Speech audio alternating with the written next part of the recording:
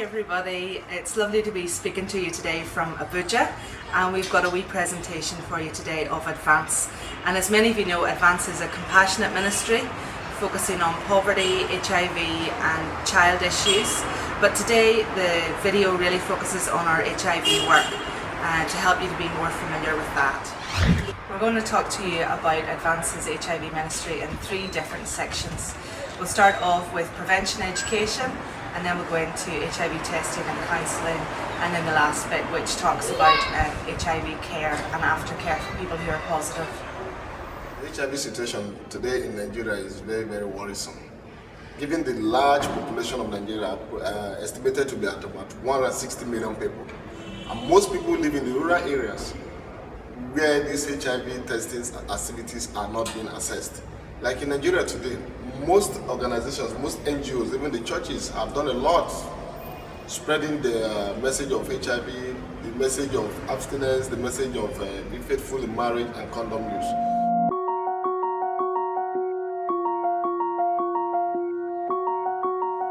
These are some of our area conference HIV coordinators. Sometimes you'll see it written on our prayer letters as ACHCs. And these volunteers are from churches all over Nigeria. And really Billy and my main role is to train these guys so that they go back to their areas and do prevention education at a local scene. So while Friday and the rest of us are busy in Abuja doing prevention education on ground, these volunteers, these ACHCs, are working around Nigeria to reach the people in their local areas as well.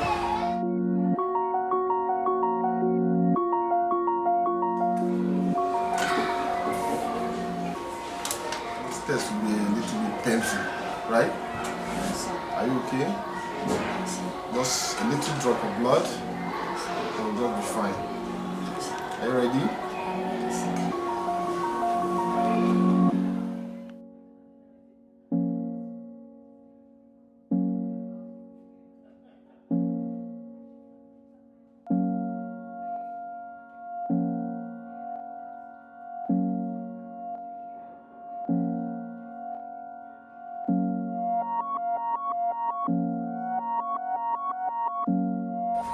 This is the most recent photograph we have of Fatima. I took it just last week when I went to visit her in her house to see how she's getting on.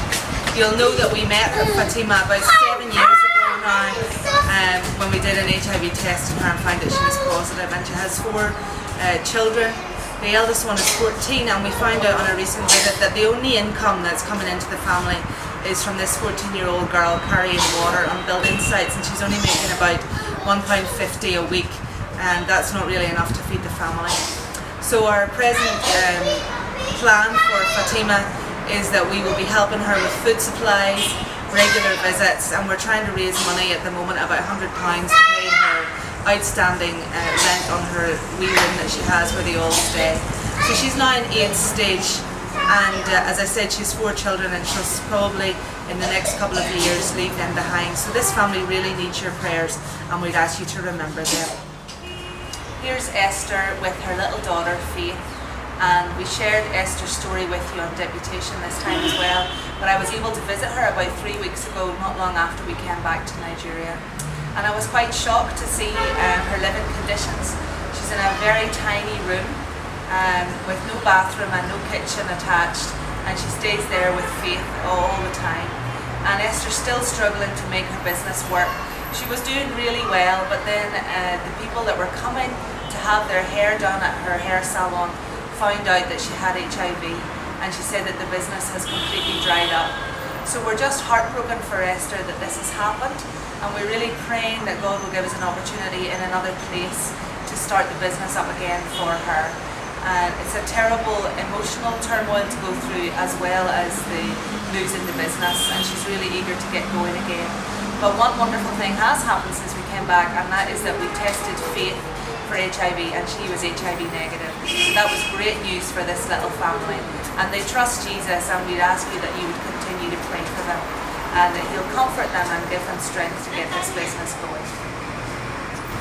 One of the other projects that we're really excited about in relation with HIV is to expand the work at Jai. And that's Esther's village, and we met her there last year, and when we tested about 53 people, 10 of them were positive, and we were really shocked by this result, as is way over the national average.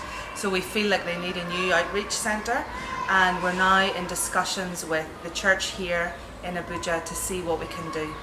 And we talked a bit about this at home, but there's been a bit of progress since we came back, and we'd really ask you to pray for that. So at the minute I'm writing a proposal for the church to ask them to come in with us and give us a space in Jai, because they're building a church there themselves. So we'd like them to give us room there so that we can go maybe once a week or once a month from the beginning and do free HIV testing and counselling, and then probably proceed into some of the other outreaches that we do in other places as well.